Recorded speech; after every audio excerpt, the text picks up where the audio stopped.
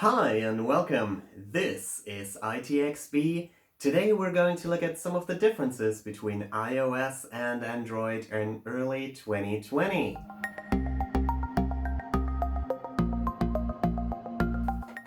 Hi and thanks for joining. We're going to have a look at some of the differences between iOS and Android. It's very early 2020. We're actually in the first week of the year, and we're going to look at how this competition between iOS and Android has developed and where we are right now. Some of the things that we're going to look at today are, first of all, the OS. What is the user interface like? Then we're going to see what the cameras are. We're going to have a look at the App Store and the availability of apps, which of course is very important as it makes much of the experience that you have with your phone. Then we're going to have a look at the two different ecosystems, and finally, there's going to be a recommendation from myself as to what you should get, depending on some of your needs that you might have for the phone.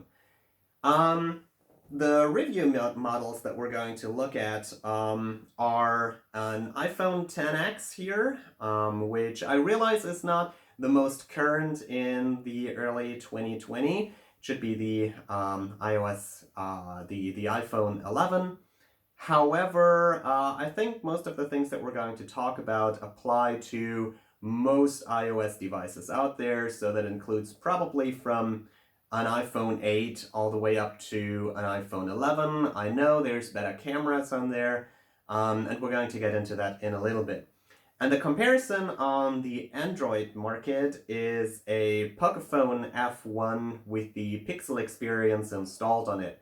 You might not have heard about this device, even though there has been a lot of hype around this in early 2019. It's made by Xiaomi, this Chinese company. And the Pocophone was basically made with this mindset of I want to get the fastest phone out there, best components out there, for the cheapest price. There are a couple of drawbacks, like they saved on the screen, for sure. There's no wireless charging, and a couple of bells and whistles are missing here. And the OS that came with it is not my favorite, to put it lightly.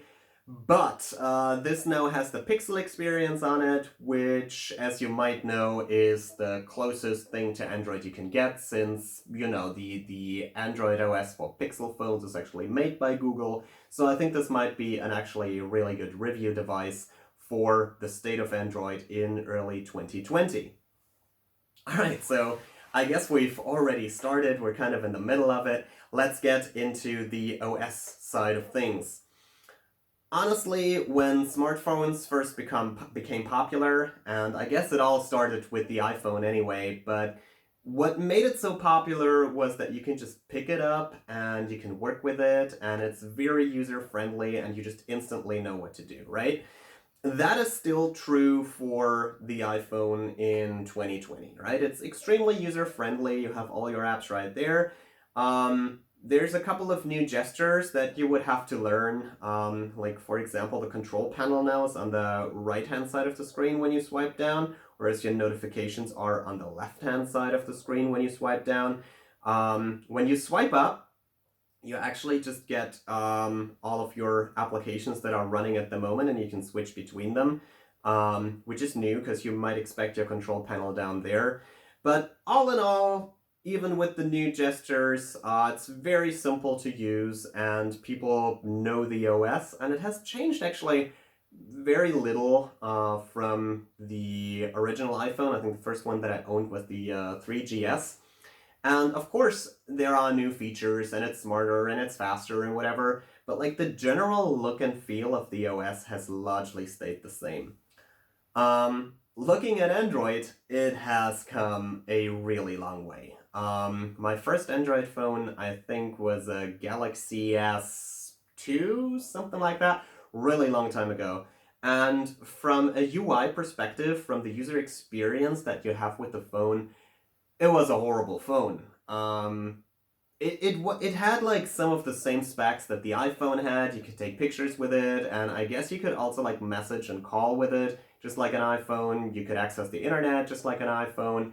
And, you know, many of the features were there, but for some reason I really didn't like using it. It was clunky, It didn't feel right. But now in 2020, I think Android has caught up a lot. It feels very smooth, the user experience has improved a lot, and I feel like the OS has taken a lot of the good cues from Apple, and it has implemented them in Android. Some might say they've stolen it. I wouldn't go that far. But yes, there is a lot of iPhone in an Android right now, and that's a good thing, because I really feel like you can use this OS comfortably, and the user experience is a lot nicer. I even think that a couple of things on an Android are still a big advantage over the iPhone, such as you have an app drawer. I don't get why iPhone doesn't have an app drawer. You just have all of the apps clunked up on your home screen, and you're kind of on your own with like making folders and stuff. And I usually have like a folder for apps that I rarely use, which I have the app drawer for on Android, which I actually enjoy.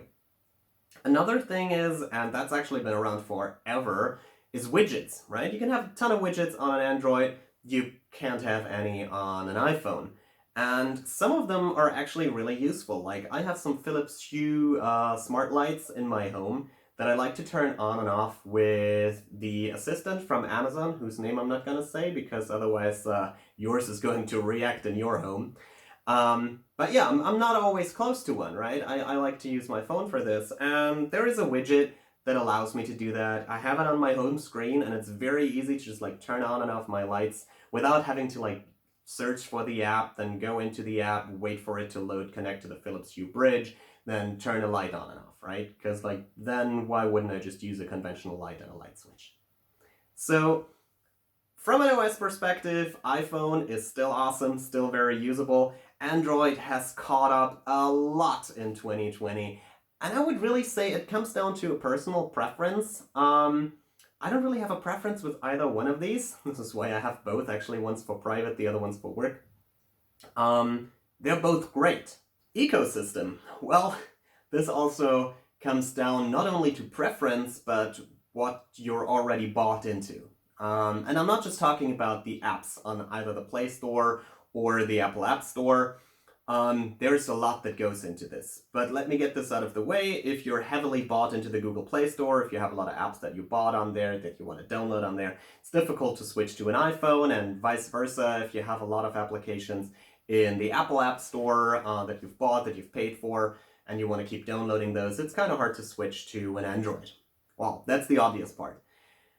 Now, the not so obvious part about this is all of the other things that come with it. Of course, if you buy into Apple, you know they have a strong ecosystem, so it's best if you have a MacBook and an iPad and like one of those Siri assistants at home.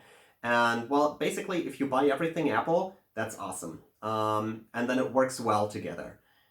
Having said that, if you want a smartwatch, the Apple Watch still is the best out there.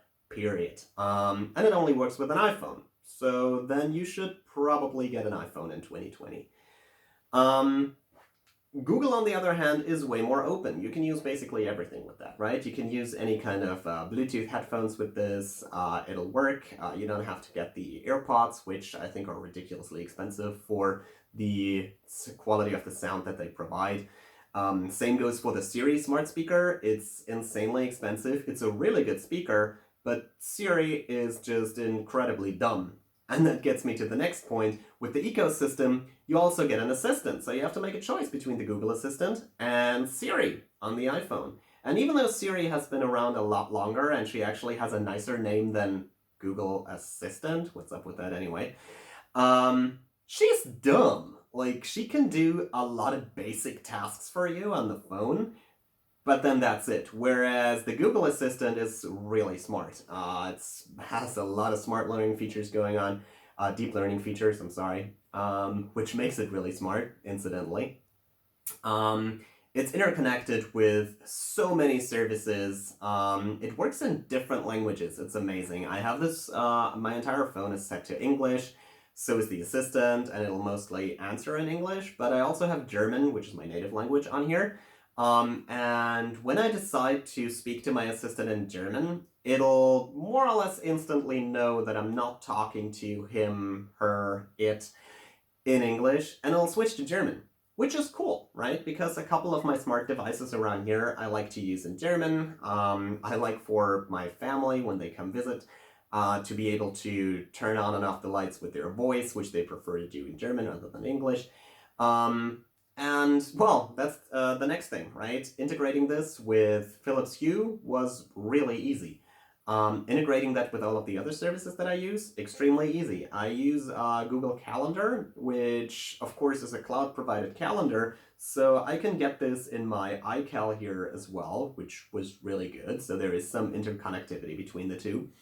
And apart from the calendar, of course, if you use Gmail, you might want to go for the Android because it's on here native. But even if you don't want to, there is a Gmail application on the iPhone, right? The tasks on the calendar, I use them a lot on my Android. But the iPhone is much better for business purposes, I guess. This is managed by VMware AirWatch, right? Which works really well with Apple DEP, which is their program to basically put their devices in managed mode, which allows you to, go through a VPN, basically access resources from your company. And it'll allow your company to push policies to the device that, for example, does not allow backups to iCloud of the contacts if you have like a bunch of company contacts on there. So for that, Apple's really good, and it mostly works out of the box. It's kind of a zero-touch deployment. Awesome stuff. But yeah, again, it largely depends on what you have at home, what you have already, if you want to go for an Android or if you want to go for an iPhone, if you have a lot of iPhone stuff at home already.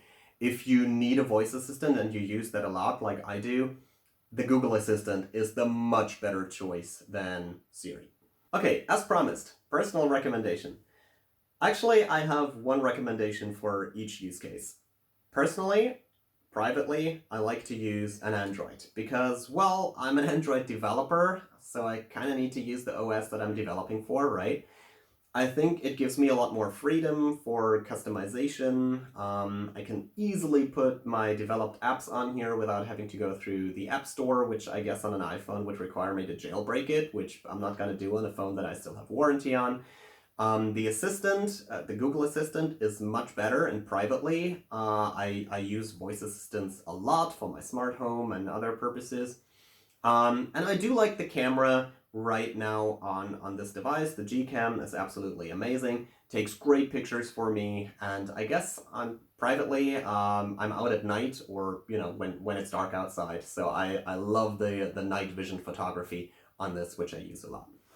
Having said that, for business purposes and productivity, go for the iPhone, right? I already said it's very easy to put this in a configuration with your company policy. It is very integrated. It has its own ecosystem. Mailing and calendar apps work incredibly well on this. You do get a decent camera, I guess, but also the phone is very good. For conference calls, it has a very good loudspeaker. And people often forget that this still is a phone, right? You want to use it to call people, and especially in a business context, you want people to be able to understand you, right? And the microphone and the speaker pieces on this, really great. So for business purposes, I guess, go for the iPhone in 2020. If you're just looking for a personal phone, go for the Android. And if you want to feel really retro, then maybe go for a Nokia 3210. Oh my god, I used to love that phone. But that's kind of off the point. Yeah, and there you have it. This is my current take on the current state of iPhones versus Androids. Let me know if you agree with this assessment down there in the comments. If you liked it, leave a like, subscribe, hit the little bell button if you want to see new videos coming up, and thank you so much. Have a good one. Bye.